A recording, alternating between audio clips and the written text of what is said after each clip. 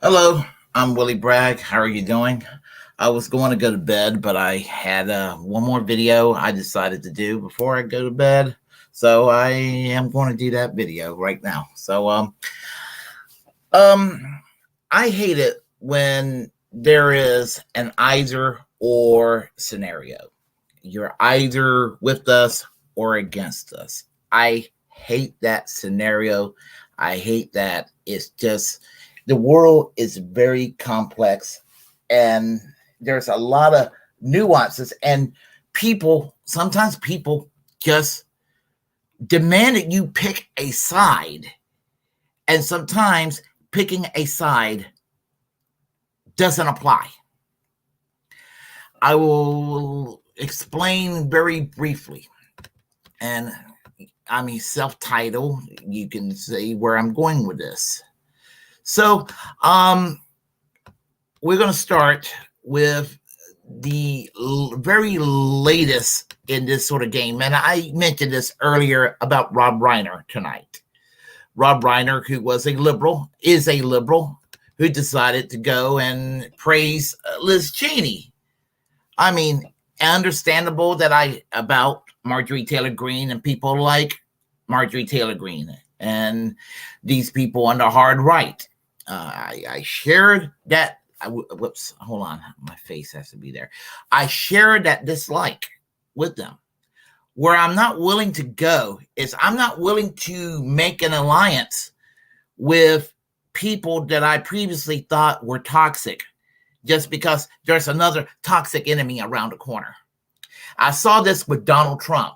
Donald Trump basically took people where you had Michelle Obama giving an affectionate hug to George W. Bush. I mean, and George W. Bush was getting this Medal of Honor from Joe Biden. And now Bush has been rehabilitated.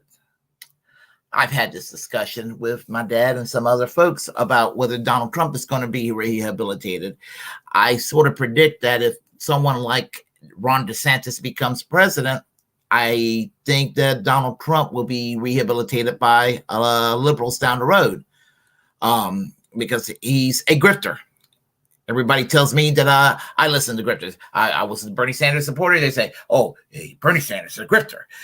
I said something about Tulsi Gabbard. Some people on the left will tell me, on the hard left, or even some senators say, oh, she's a grifter.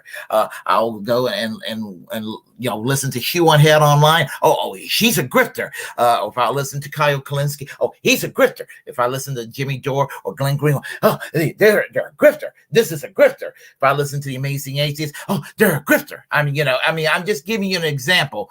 I'm accused of listening to grifters or supporting grifters, but a lot of people who accuse me of that are supporters of grifters themselves. I know one person who's a big Dave Rubin fan who says all the people I listen to are grifters. And Dave Rubin is like the biggest motherfucking grifter of them all. So, but Donald Trump is a grifter. He is a grifter. He is a big time grifter. And I don't believe he thinks believe a damn word he says, even some of the really toxic stuff he says. Don't want him to get it twisted that I am somehow, soft on Trump. I think that Donald Trump says terrible things. I think some things he said are not just divisive, but are very dangerous to the political discourse. I do. He's shown over the last since 2016, since 2017, especially since he got sworn in, he's shown a lot of authoritarian tendencies. You can't convince me otherwise. He's not a supporter of freedom. He's not. Now I think that George W. Bush in many ways was more dictatorial, but there's that. I am not going to sit there and embrace Liz Cheney because Liz Cheney is correct on January 6th, and that Liz Cheney and Marjorie Taylor-Greene are at odds with each other and they're adversaries. I don't care if they're adversaries. I don't support Marjorie Taylor-Greene. Y'all know my opinion on Marjorie Taylor-Greene. I despised her from day one. I still despise her. I never like Liz Cheney. I don't like Liz Cheney. I am not about to embrace her as one of my own either. And you have Robert Reich, who deleted a tweet talking about maybe it's a good idea that Liz Cheney run as a Democrat for president. What?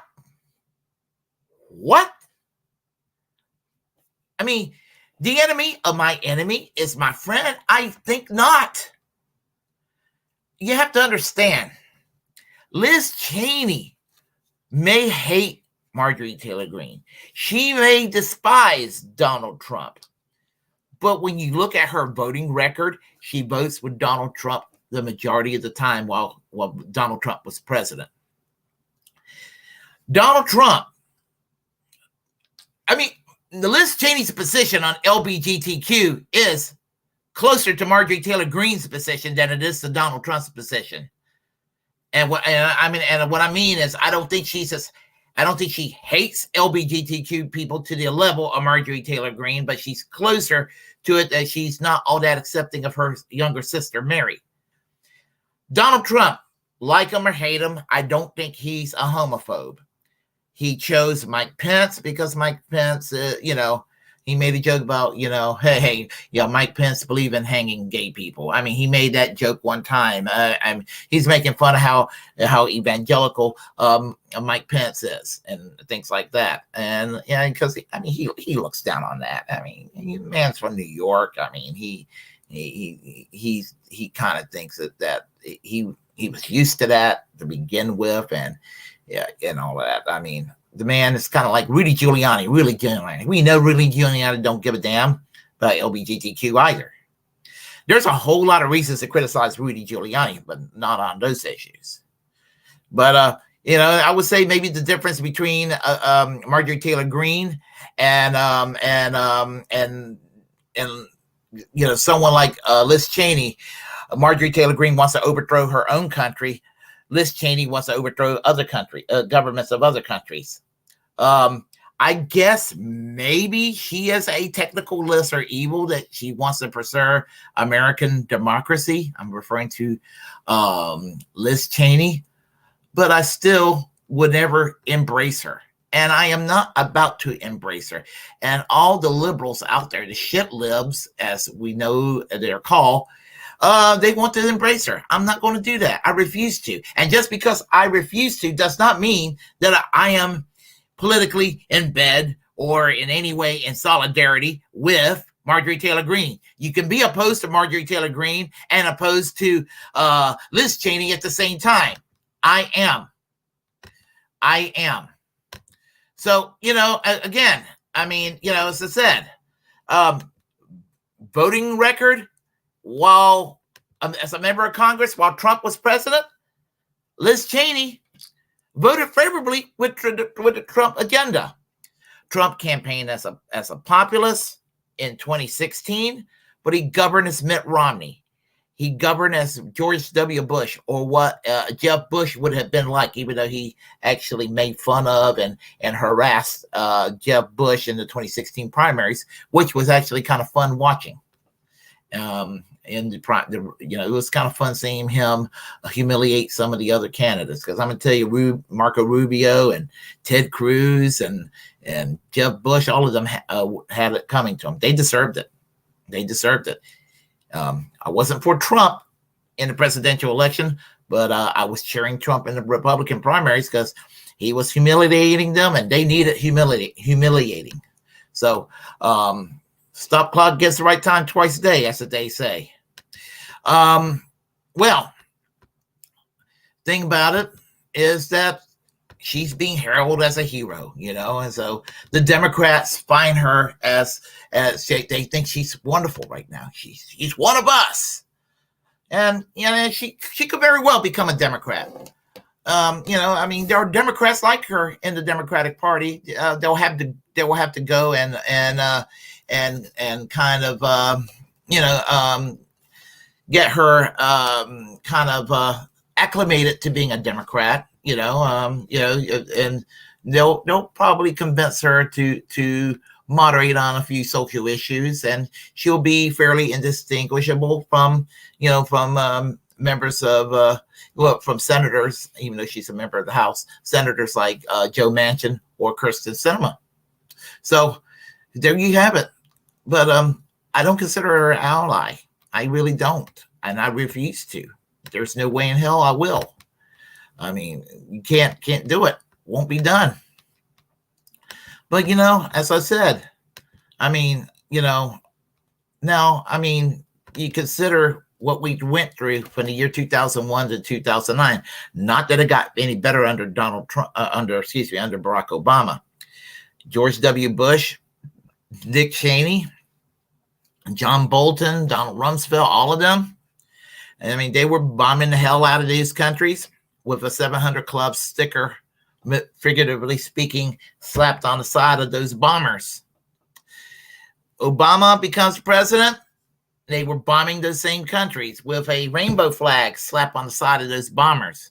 I don't care if it's a 700 Club banner. Don't care if it's a rainbow banner. Those bombs are killing people in the Middle East. And that's the difference. Just because there's a culture war label difference, changing of the guard, the policy is still very much the same.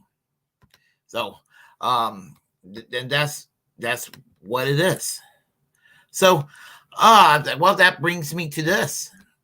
And so just because I don't like Liz Cheney, and I would never like Liz Cheney, does not mean that I look at these crazy cuckoos on January 6th breaking into the halls of Congress and thought that these were patriots and all of that.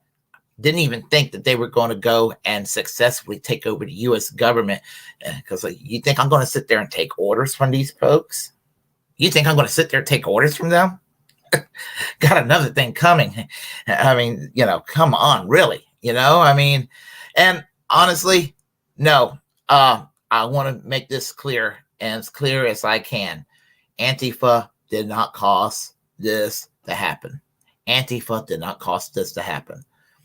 This conspiracy theory crap has got to stop. I am not for censoring conspiracy theorists. I am not for doxing them. I am not for the cancel culture of them. I'm for taking them on, and I'm for discrediting them with our superior argument and our superior power of persuasion in our argument to know that they're full of shit when they talk about QAnon and they talk about election fraud, and they talk about Antifa infiltrating the Stop the Steal rally.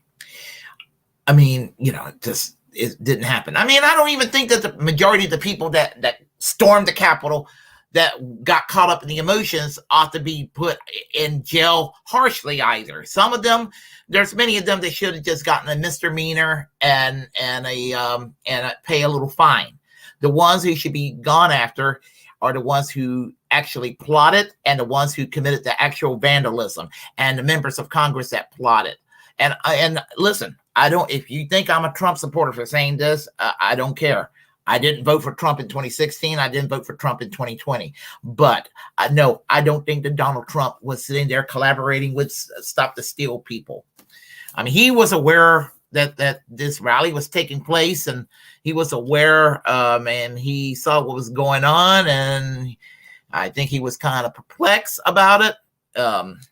But, you know, as far as I don't even think anything's going to happen. And as I said, this is just a dog and pony show with just to throw a bone at the left, or what they perceive as the left, because Joe Biden's done nothing as president. Kamala Harris done nothing as vice president. They've done nothing.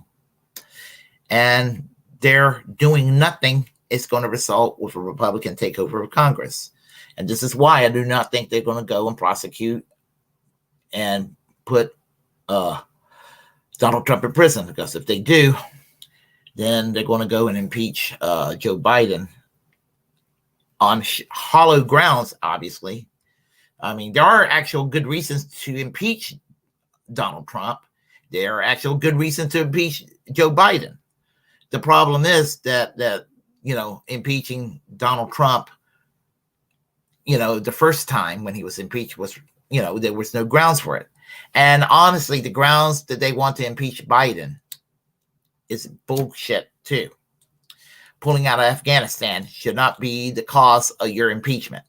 If anything, you should get the Nobel Peace Prize for it, you know. So there's that. We have hot retarded chicks on the line here again. Tulsi Gabbard hates that. Yeah, I acknowledge she hates that.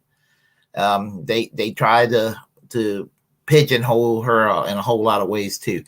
Pence is I guess you could say, an ex-gay. He did conversion therapy, and he's a problematic soul himself.